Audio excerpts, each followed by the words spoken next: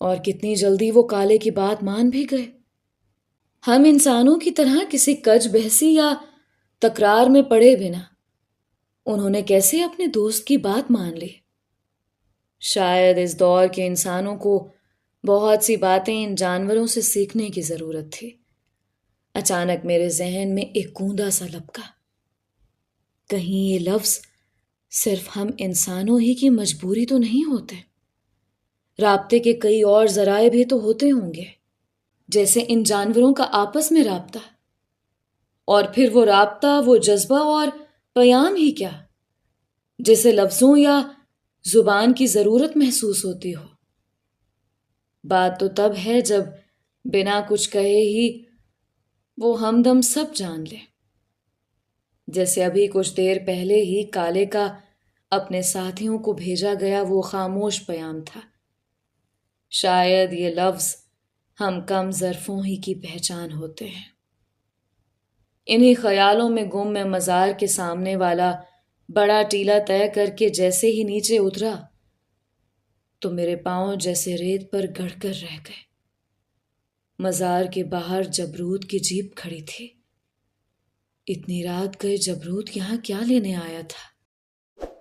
مجھے جبرود کی جیپ مزار کے باہر کھڑی دیکھ کر جو پہلا جھٹکا لگا تھا، میں اسی کے زیر اثر تقریباً دوڑتے ہوئے مزار کے بیرونی دروازے تک پہنچا ہی تھا کہ اندر سے جبرود کا خاص کارندہ اکرم لمبے لمبے قدم اٹھاتے ہوئے باہر نکلا اور مجھ پر ایک نگاہ غلط ڈالتا ہوا جیپ میں سوار ہو گیا، جہاں ڈرائیور سمیت ایک دوسرا محافظ پہلے ہی بیٹھے ہوئے تھے۔ جیپ آگے بڑھ گئی۔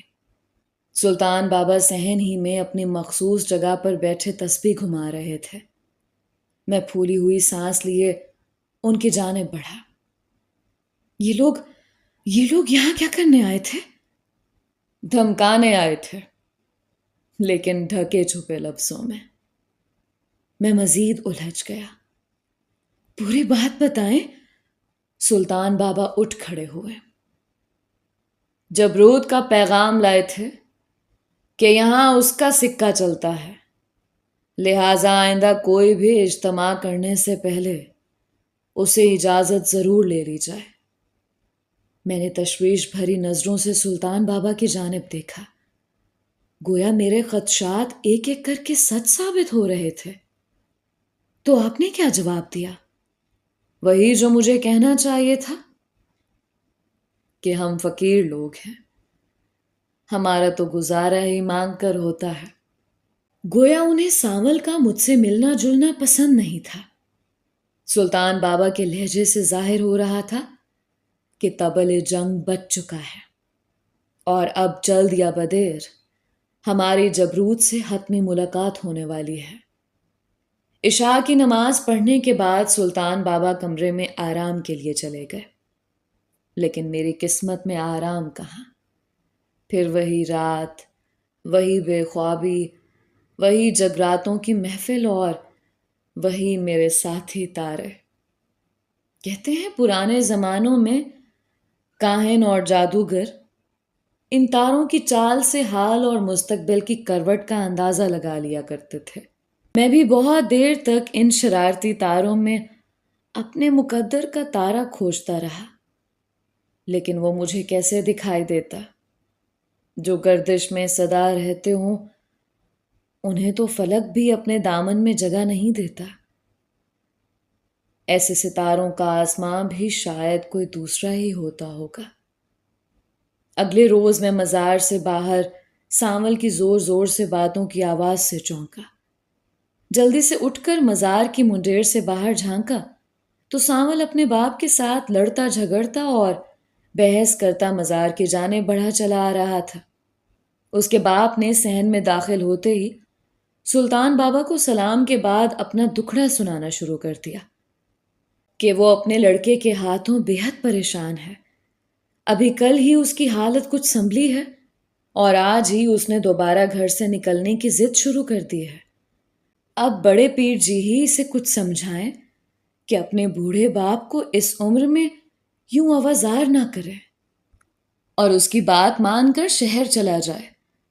سامل نے اپنے باپ کو سلطان بابا کے سامنے فریاد سناتے چھوڑ کر میرا ہاتھ پکڑا اور مزار کی منڈیر کی طرف چلا آیا۔ میں نے سب سے پہلے اسے جبرود کے رات والے پیغام کی روداد سنائی، جسے سن کر وہ مزید پریشان ہو گیا۔ اوہ، یہ تو فکر کی بات ہے۔ پھر بڑے پیر صاحب نے انہیں کیا جواب دیا؟ وہی جو انہیں دینا چاہیے تھا۔ سلطان بابا جس مقصد سے کالگڑھ آئے ہیں اسے پورا کیے بنا وہ یہاں سے کوچ نہیں کریں گے۔ سامل نے مجھ سے پھر سے وہی سوال کیا۔ لیکن ایسا کیا مقصد ہے ان کا؟ اس ویران بستی میں ان درندوں سے دشمنی مول لے کر کیا ملے گا انہیں؟ میں نے لمبی سی سانس لی۔ ہاں، یہ تو وہی جانے۔ ویسے بھی میں ان سے زیادہ سوال نہیں کرتا۔ سوچنے اور فیصلہ کرنے کا اختیار صرف انہی کو دے رکھا ہے۔ لیکن تم اپنے گھر والوں کی بات کیوں نہیں مان لیتے؟ وہ سب تمہاری بھلائی کے لیے ہی تو کہتے ہیں۔ کچھ عرصے کے لیے منظر سے ہٹ جاؤ، اسی میں تمہاری اپنوں کی خوشی ہے۔ سانول نے تنک کر سر پٹخا۔ جانتے ہو میں پل کے لیے بھی اس سے دور نہیں جا سکتا۔ اس کے بنا تو میری بانسری سے بھی سر نہیں نکلتا۔ اور اگر تمہارے دھن اور تمہارے من کی تان بھی تم سے یہی التجا کرے تب؟ سانول نے چونک کر میری جانب دیکھا۔ کیا مطلب؟ میں نے گزشتہ شام نوری سے ہوئی ساری بات بتا دی۔ سانول مضطرب ہونے کے ساتھ ساتھ کچھ دلگیر بھی ہو گیا۔ وہ بھی یہی چاہتی ہے کہ میں بستی چھوڑ کر چلا جاؤں، وہ جس کے لیے میں سارے زمانے سے لڑتا پھرتا ہوں، وہ بھی زمانے کے ساتھ مل گئی ہے۔ میں نے سانول کو ڈانٹا۔ بے وقوفی کی باتیں نہ کرو، وہ تم سے شدید محبت کرتی ہے، تبھی تمہاری فکر میں گھلتی رہتی ہے۔ اب اور ضد نہ کرو، اور پھر تم خود بھی تو یہاں قلعے داروں کی غلامی سے چڑھتے ہو نا، تو پھر اپنی نوری کو پانے کے لیے یہ عارض جدائی تو برداشت کرنی ہی پڑے گی۔ سوچو وہ بھی تمہاری جدائی میں اتنی ہی پریشان ہوگی جتنا تم، لیکن وہ بیچاری تو لڑکی ہونے کی وجہ سے کسی سے اپنا درد بھی نہیں کہہ سکتی۔ تم ہی کچھ احساس کرو۔ سانول نے بے بسی سے میری جانب دیکھا۔ آخر کار گھنٹہ بھر کی بحث کے بعد اس نے ہتھیار ڈال دیے اور میں اس کا ہاتھ پکڑے اس کے باپ کے پاس چلا آیا۔ آپ کو مبارک ہو، سانول نے شہر جانے کی حامی بھر لی ہے۔ سانول کے باپ کو پہلے تو یقین ہی نہیں آیا کہ یہ پہاڑ اتنی آسانی سے سر ہو گیا۔ اس نے حیرت سے سلطان بابا کی طرف دیکھا۔ سلطان بابا مسکرائے۔ حیران ہونے کی ضرورت نہیں، ہمارے عبداللہ میاں ایسے کرشمے دکھاتے رہتے ہیں۔ بھائی میں تو کہتا ہوں کہ اس کا نام عبداللہ کی جگہ ساحر ہونا چاہیے تھا۔ لگتا تمہارے بیٹے پر بھی اس کا جادو چل گیا ہے۔ سلطان بابا کی اس شرارت پر مجھ سمیت سانول اور اس کا باپ بھی مسکرا دیے۔ مزار سے نکلتے ہوئے سانول نے دھیرے سے میرے کان میں کہا، لیکن میری بھی ایک شرط ہے، میں نوری سے ملاقات کیے بنا یہاں سے نہیں جاؤں گا، اور یہ ملاقات کل شام ہی ہوگی۔ تم صرف اتنا کرنا کہ کل کسی طرح مجھے گھر سے تنہا نکلنے کی اجازت دلوا دو، باقی انتظام میں خود کر لوں گا۔ میں نے مسکرا کر اس کی پیٹھ تھپ تھپائی۔ تو تم نے بھی سودے بازی سیکھ لی ہے؟ ٹھیک ہے، کل عصر کے بعد تیار رہنا، میں تمہیں لینے آؤں گا۔ سانول کے جانے کے کچھ دیر بعد ہی مزار کی بیرونی دیوار سے پرے کالے کی مخصوص گھورراہٹ گونجے۔ میں روٹی اور پانی لے کر باہر آیا تو دور کالے کی پشت پر میں نے اس کے دونوں دوستوں کو بھی ٹیلے اوپر کھڑے دیکھا۔ میں نے اس کے لیے روٹی ڈالی اور انہیں بھی اشارہ کیا کہ وہ بھی آ کر اپنے دوست کے ساتھ شریک ہو جائیں، لیکن شاید فی الحال وہ دونوں کچھ شرمیلے تھے۔ میں اندر سے اور روٹی لے آیا اور پانی میں بھگو کر خود دور مزار کی دیوار کے پاس چلا گیا۔ مجھے مزار کی طرف بڑھتے دیکھ کر کالے کے دوست بھی ٹیلے سے اتر آئے۔ اگلے روز عصر کے بعد میں سامل کے گھر پہنچا تو وہ پہلے سے تیار بیٹھا تھا۔ سامل کو میرے ساتھ گھر سے باہر نکلتے دیکھ کر اس کے ماں باپ کے دل میں جو تھوڑا بہت تذبذب تھا وہ بھی ختم ہو گیا۔ میں نے بستی سے باہر نکلتے ہوئے اس سے پوچھا، اب کیا ارادہ ہے؟ کیا سیدھے نوری کے دروازے پر جا بیٹھو گے؟ سامل زور سے ہنس پڑا۔ نہیں، جو سودا میں نے تمہارے ساتھ کیا تھا وہی نوری کے سامنے بھی اس کی سہیلی کے ذریعے پیغام کی صورت میں بھیج دیا تھا کہ اگر وہ چاہتی ہے کہ میں شہر جا کر مزدوری کروں تو آج شام اسے مجھ سے ملنے کے لیے مزار کے پچھلے بڑے ٹیلے پر آنا ہوگا۔ میں نے حیرت سے سانول کو دیکھا۔ تو کیا وہ مان گئی؟ اس نے تمہیں کوئی جواب بھی دیا کہ نہیں؟ سانول مسکرایا۔ نہیں، جواب تو کوئی نہیں آیا اس کی طرف سے، لیکن میں جانتا ہوں کہ وہ ضرور آئے گی۔ میں نے غور سے سانول کی جانب دیکھا۔ تمہیں اتنا یقین کیسے ہے؟ سانول اپنی ہی دھن میں مگن تھا۔ ساری بات ہی یقین کی تو ہے چھوٹے پیر جی۔ میں زور سے چونکا۔ میرے ذہن میں سلطان بابا کا جملہ گونجا، اگر زمین والوں پر اس یقین کا اتنا گہرا اثر ہے تو پھر عرش بریں والے کی آمد کا کیا حال ہوگا، جو ہمارے ایک قدم کے بدلے 70 قدم ہماری جانب بڑھاتا چلا آتا ہے۔ اور پھر میں نے دور ہی سے مزار سے پرے ٹیلے پر نوری کی سرخ اوڑھنی کو سانول کے کامل یقین کی صورت میں لہراتے ہوئے دیکھ لیا۔ وہ شاید اپنی کسی سہیلی کے ساتھ آئی تھی جو بظاہر ٹیلے پر اگی ایک خاص جنگلی بوٹی چننے میں مشغول تھی، جیسے خود دنیا کی سب سے بڑی بہانے باز ہوتی ہے۔ میں مزار کی منڈیر کے قریب ہی رک گیا۔ سانول کو نوری کی جانب آتے دیکھ کر اس کی سہیلی نے نوری کے کان میں کوئی سرگوشی کی اور ہنستی ہوئی کچھ فاصلے پر چلی گئی۔ ٹیلے اور مزار کی منڈیر کا کافی فاصلہ تھا۔ اچانک تیز ہوا نے ریت کے چند شریر بگولوں کو چھیڑ دیا اور وہ نیند سے جاگ کر صحرا میں ایک دوسرے کے پیچھے لپک کر کوکلا چھپاکی کھیلنے لگے۔ سانول ریت میں پیر دھنساتا نوری کے قریب پہنچ چکا تھا۔ نوری سر جھکائے کھڑی تھی۔ مجھ سے ریت کے ایک شریر بگولے نے کہا، جانتے ہو وہ آپس میں کیا بات کر رہے ہیں؟ ہاں، میں جانتا ہوں۔ سبھی بچھڑنے والوں کی بولی ایک جیسی ہوتی ہے، کچھ گلے، کچھ شکوے، کچھ دعوے اور کچھ وعدے، کبھی نہ پورے ہونے والے وعدے۔ سانول بھی نوری سے کچھ ایسے ہی وعدے کر رہا تھا۔ جانے مجھے اتنی دور سے بھی ایسا کیوں محسوس ہوا کہ جیسے نوری رو رہی ہو۔ سانول اسے تسلیاں دے رہا تھا۔ یہ لڑکیاں بھی کتنی عجیب ہوتی ہیں، پہلے تو خود ہی اپنے سے دور بھیجنے کے جتن کرتی ہیں اور پھر خود ہی جدائی کا سوچ کر رو پڑتی ہیں۔ اچانک ہی زہرا کی یاد نے میرے وجود کے ہر روئیں پر اپنا قبضہ جما لیا۔ وہ پورا صحرا جیسے زہرا کی یاد کا ایک دریا بن گیا۔ کیا اسے بھی میری یاد آتی ہوگی؟ کیا وہ بھی نوری کی طرح آنسو بہاتی ہوگی؟ زمانہ چاہے صدیوں ہی پر محیط کیوں نہ ہو، محبوب سے ہوئی ملاقات ہمیں ہمیشہ پل بھر کی ہی لگتی ہے۔ سو نوری اور سانول کی ملاقات کی وہ چند پل بھی پلک چھپکتے ہی بیت گئے۔ نوری اپنی سہیلی کے ساتھ ٹیلے سے اتر کر بستی کی جانب چل پڑی اور جاتے جاتے پلٹ کر ٹیلے پر کھڑے گمسم سے سانول کو دیکھتی رہی، جس کی آنکھ سے ٹپکتے اس آنسو کی چمک میں ڈوبتے سورج کی کرنوں میں یہاں اتنی دور سے بھی دیکھ سکتا تھا۔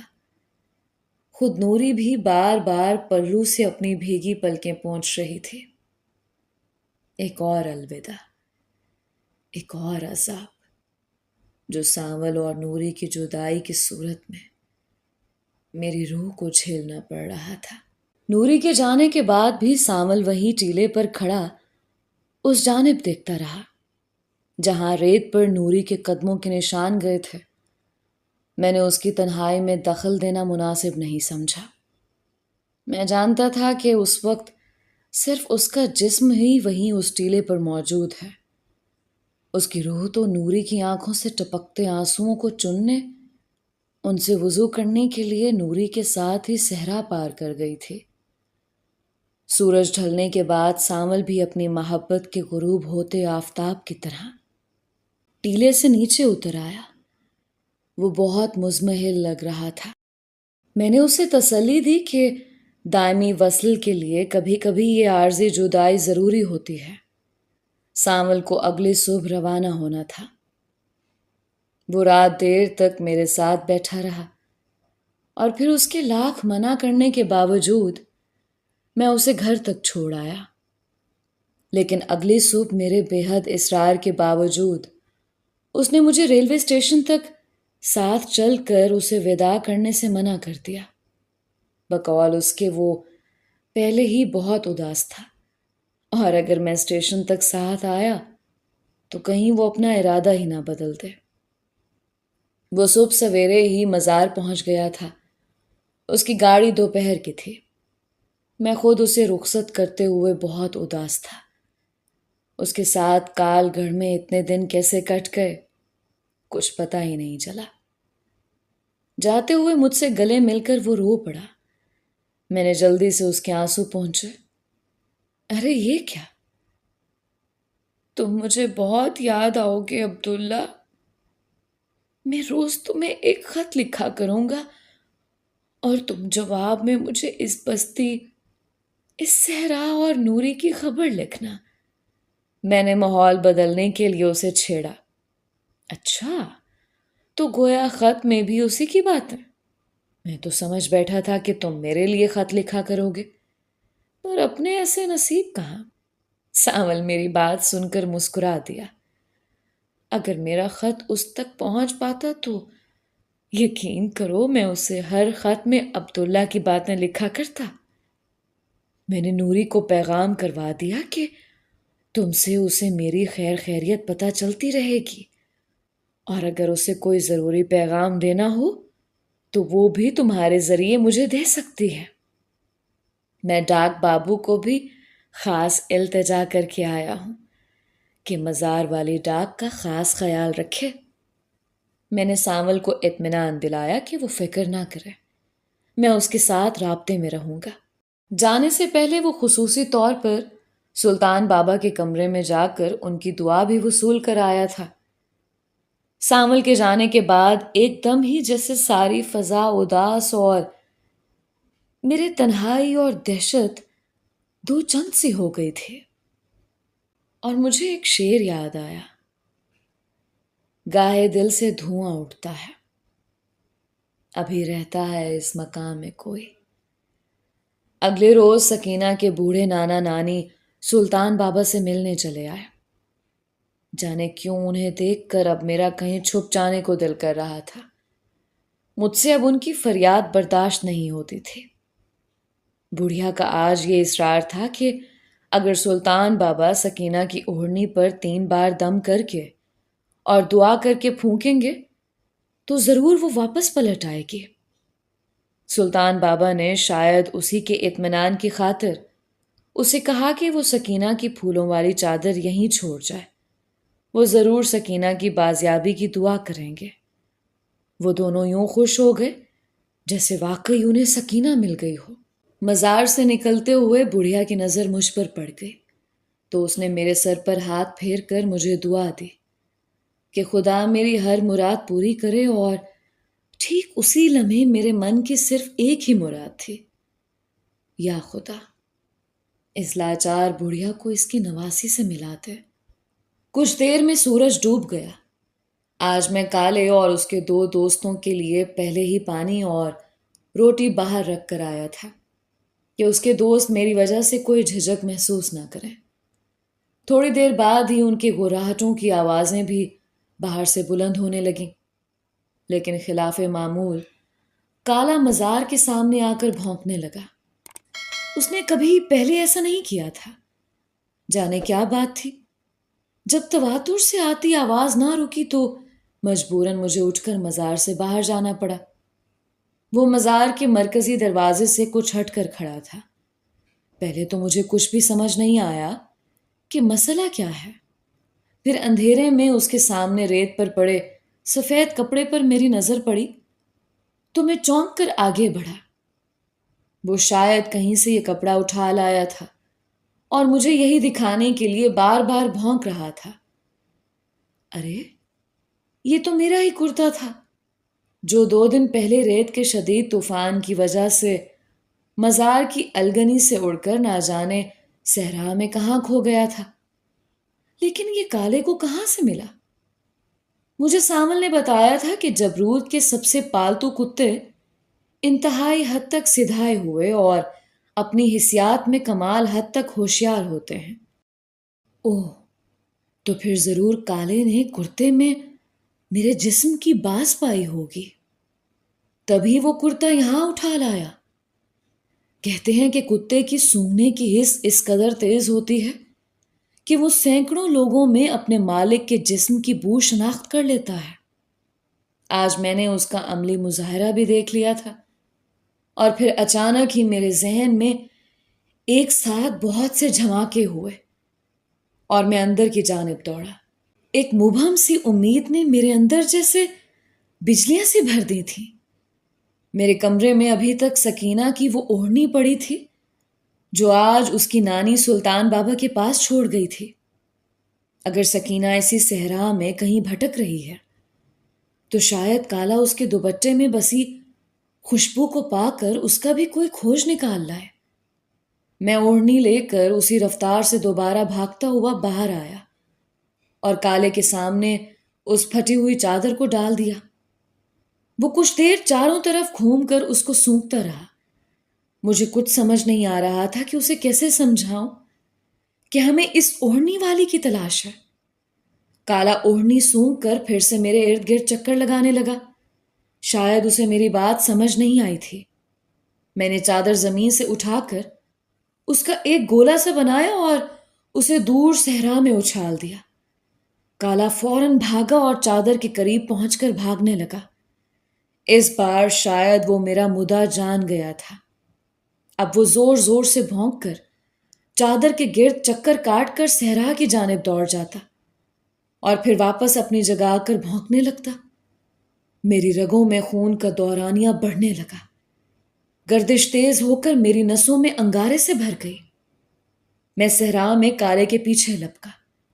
وہ جس طرح خاص سدھائے ہوئے کتوں کی طرح کچھ قدموں کے بعد رک کر میرا انتظار کرتا اور پھر بھاگنے لگتا، اس سے صاف ظاہر تھا کہ وہ اس اوڑھنی والی کے بارے میں کچھ جانتا ہے۔ میں اس کے نقشے قدم پر دوڑتا ہوا صحرا پار کر رہا تھا۔ کالے کا رخ بستی کی جانب تھا اور کچھ ہی دیر میں ہم نصف شب کے وقت خواب خرگوش کے مزے لیتے ہوئے کال گڑھ کی ویران گلیوں میں دھول اڑا رہے تھے۔ کالا بنا رکے آگے بڑھتا گیا۔ میرا سانس پھول چکا تھا اور قدم جواب دے رہے تھے۔ پھر بھی میں ایک انجانی قوت کے زیر اثر کالے کے پیچھے دوڑتا رہا اور پھر بستی کے آخر میں کالے کے قدم ایک جگہ جم سے گئے اور اس نے بھونک بھونک کر آسمان سر پر اٹھا لیا اور میں بھی اپنی جگہ ساکت سا ہو گیا۔ کالا اپنے پنجوں سے جس دیوار کو بار بار کھرچ رہا تھا وہ جبرود کے قلعے کی 4 دیواریں تھی۔ مطلب سکینہ دیوار کے اس پار تھی۔ اس وقت میرا بھی دل شدت سے یہ آرزو کرنے لگا کہ کاش میرے ناخن بھی بڑھ جائیں اور میں کالے کے ساتھ مل کر اس پتھر کی دیوار کو کھرچ کھرچ کر ڈھا دوں، یا اس میں نقب لگا کر اس آہنی قلعے کے اندر گھس کر سکینہ کو کہیں سے بھی ڈھونڈ لاؤں۔ لیکن اس وقت ہم دونوں ہی شدید بے بس تھے، بلکہ شاید ٹھیک اس لمحے اس جانور کے اختیار کی حدیں مجھ سے کہیں بڑھ کر ہی تھیں۔ تھکے قدموں سے ہم دونوں صحرا کی طرف لوٹ گئے۔ میں جب مزار کے احاطے میں داخل ہو رہا تھا تب سلطان بابا تہجد کی نماز ادا کر کے اٹھ ہی رہے تھے۔ میرے ہاتھ میں سکینہ کی چادر دیکھ کر کچھ چونکے۔ کیوں میاں، کس کھوج میں رہے رات بھر؟ میں نے انہیں ساری رودات سنا دی۔ پوری بات سن کر انہوں نے گہری سانس لی۔ لگتا ہے کوئی بڑا امتحان سر پر ہے۔ یا اللہ، ہمیں ثابت قدمی عطا کر۔ انہوں نے دعا کے لیے ہاتھ اٹھا دیے اور میں یہی سوچ سوچ کر پریشان ہوتا رہا کہ اگر سکینہ واقعی جبروت کے قلعے میں کہیں قید ہے تو اسے نکالنے کے لیے پوری فوج درکار ہوگی، کیونکہ اس علاقے میں پتہ ہلانے کے لیے بھی جبروت کی اجازت ہی درکار ہوتی تھی۔ اس سوچ میں خبر ہی نہ ہوئی کہ جانے کب سورج نکلا اور میرے وجود میں دھوپ کے نیزے گڑنے لگے۔ میں تب چونکا جب میرے ماتھے سے بہتا پسینہ ٹپ ٹپ مزار کے صحن پہ بچھی ریت پر گر کر جذب ہونے سے پہلے ہی فضا میں تحلیل ہونے لگا۔ سلطان بابا کے ٹوکنے پر میں تپتی دھوپ سے ہٹ کر گرم سائے میں بیٹھا، لیکن ابھی شاید میرے مقدر میں بہت کڑی دھوپ باقی تھی۔ کچھ ہی دیر میں مزار کے باہر کچھ آوازیں بلند ہوئیں اور اکرام صاحب نوری کے والد اور کسی دوسرے بزرگ کے ساتھ مزار کے احاطے میں داخل ہوئے۔ ان سب کے چہرے ستے ہوئے تھے اور ماتھے پر پڑی شکنیں اندر کا حال بتا رہی تھیں۔ سچ ہے کہ چہرے کا آئینہ شیشہ ہوتا ہے اور دل کا آئینہ چہرہ، لیکن آج ان سب کا آئینہ دھندلایا ہوا تھا۔ نوری کا باپ بے حد مضطرب دکھائی دے رہا تھا۔ سلطان بابا کے استفسار پر بامشکل اس کے منہ سے صرف ایک جملہ نکلا: جبروت نے نوری کا رشتہ مانگ لیا ہے۔ میرے ہاتھ میں اکرام صاحب کو دینے کے لیے پکڑا پانی کا گلاس چھوٹتے چھوٹتے بچا۔ جملہ کیا تھا؟ ایک ایسا شدید دھماکہ تھا جو پل بھر میں پورے صحرا کو تہس نہس کر گیا۔ میں بے ساختہ چلا اٹھا، لیکن یہ کیسے ہو سکتا ہے؟ ساری بستی جانتی ہے کہ نوری سامل کی منگیتر ہے، اور سامل صرف اسی رشتے کی تکمیل کی خاطر ابھی کل ہی تو محنت مزدوری کے لیے شہر گیا ہے۔ پھر یہ سب کچھ؟ میرے لفظ میرے اندر ہی گھٹ کر رہ گئے۔ نوری کا باپ تو اس قدر روحان سا ہو چکا تھا کہ اس سے جواب میں کچھ کہا ہی نہیں گیا۔ البتہ کچھ لمحوں بعد اکرام صاحب ایک لمبا سا سانس لے کر بولے: کاش ہم سانول کے ساتھ ہی نوری کو بھی بول پڑھا کر شہر رخصت کر دیتے۔ یہ ٹھیک ہے کہ نوری کو سانول کے گھر والوں نے اس کے لیے مانگ رکھا تھا، لیکن ابھی تک باقاعدہ کوئی رسم تو ادا نہیں کی گئی۔ ان کی تو منگنی بھی نہیں ہوئی، اور ایسی صورت میں کسی بھی طرف سے لڑکی کے لیے رشتہ آ سکتا ہے۔ ہاں، بستی والے تو اس زبانی رشتے کا بھی سدا احترام کرتے، لیکن کسی کی نیت ہی اگر پوری ہو تو پھر اس کا کیا علاج؟ میں نے چونک کر اکرام صاحب کی طرف دیکھا۔ انہوں نے سلطان بابا کو جو تفصیل بتائی اس کے مطابق جبروت شاید بہت پہلے سے اس رشتے کی طاق میں تھا اور اس نے مناسب موقع پر یہ تیر چلایا تھا۔ ویسے بھی وہ یہ تکلف صرف نوری کے ماں باپ کے اطمینان کے لیے کر رہا تھا، ورنہ بستی میں جس کسی گھر میں جب کبھی قلعے کی طرف سے کوئی رشتہ آیا تھا تب اس کے بعد نہ تو کسی کو انکار کی جرت ہوئی اور نہ ہی کھلی بستی میں سے کسی دوسرے گھر نے جبروت کے مانگے ہوئے رشتے پر کمند ڈالنے کی ہمت کی تھی۔ اس لیے اگر کبھی جبروت کی طرف سے بستی میں کسی گھر کی بیری کی طرف پتھر آتا تو وہاں ماتم اپنے ڈیرے ڈال دیتا تھا، اور پھر ہمیشہ کے لیے اس گھر میں موت کا سناٹا چھا جاتا تھا۔ میں نے جلدی سے اکرام صاحب سے پوچھا: سانول کے باپ کا کیا کہنا ہے؟ وہ بیچارہ کیا کہے گا، اس کے تو ہاتھ پاؤں ہی پھول گئے ہیں یہ سنتے ہی۔ غریب کا احتجاج کیا ہوتا ہے، صرف بد دعا اور کڑھ کر اپنے اندر ہی کو مار دیتا ہے۔ وہ چاہ کر بھی تو کچھ نہیں کر سکتا، ساتھ ہی اسے اپنے بیٹے کی فکر بھی کھائے جا رہی ہے۔ وہ جانتا ہے کہ سانول یہ سنتے ہی الٹے پاؤں بستی دوڑا چلا آئے گا، اور سانول کا باپ اب یہ کبھی نہیں چاہے گا کہ وہ اپنے جوان بیٹے سے ہاتھ دھو لے، لہٰذا اس کی پوری کوشش ہوگی کہ یہ خبر سانول تک کبھی نہ پہنچے، کیونکہ یہاں جس نے بھی قلعے داروں سے جھگڑا مول لیا اس کے کاندھے ہمیشہ کے لیے سر کے بوجھ سے آزاد ہو گئے۔ اکرام صاحب کی بات ختم ہوتے ہی مزار میں سناٹا سا چھا گیا، صرف آس پاس چلتی لو کی سائیں سائیں اور ریت کے بگولوں کے رقص کا شور فضا میں باقی رہ گیا۔ کچھ باتوں کی سنگینی کا احساس ہمیں یکدم نہیں ہوتا، لیکن پھر جیسے جیسے وقت گزرتا ہے اعصاب کی گرہیں کھلنے لگتی ہیں اور ہمیں دھیرے دھیرے اپنی بے بسی اور اس حادثے کے مضمرات کا پتہ چلتا ہے۔ ٹھیک یہی حال اس وقت میرا بھی تھا۔ میرے پاس سانول کے رہنے کی جگہ کی کچھ خبر ہو، لیکن میں نوری سے اس کا پتہ کیسے لے سکتا تھا؟ وہ تو 7 پردوں میں چھپی ہوئی تھی۔ میں تو صرف سانول کے پہلے خط ہی کا انتظار کر سکتا تھا جس کا اس نے مجھ سے وعدہ کیا تھا، لیکن تب تک تو بہت دیر ہو چکی ہوگی۔ جانے نوری کا کیا حال ہوگا، وہ بھی تو کسی بے بس چڑیا کی طرح پھڑپڑا رہی ہوگی۔ میں اپنی ہی سوچوں میں گم تھا کہ سلطان بابا کی آواز نے مجھے ڈرا ہی دیا۔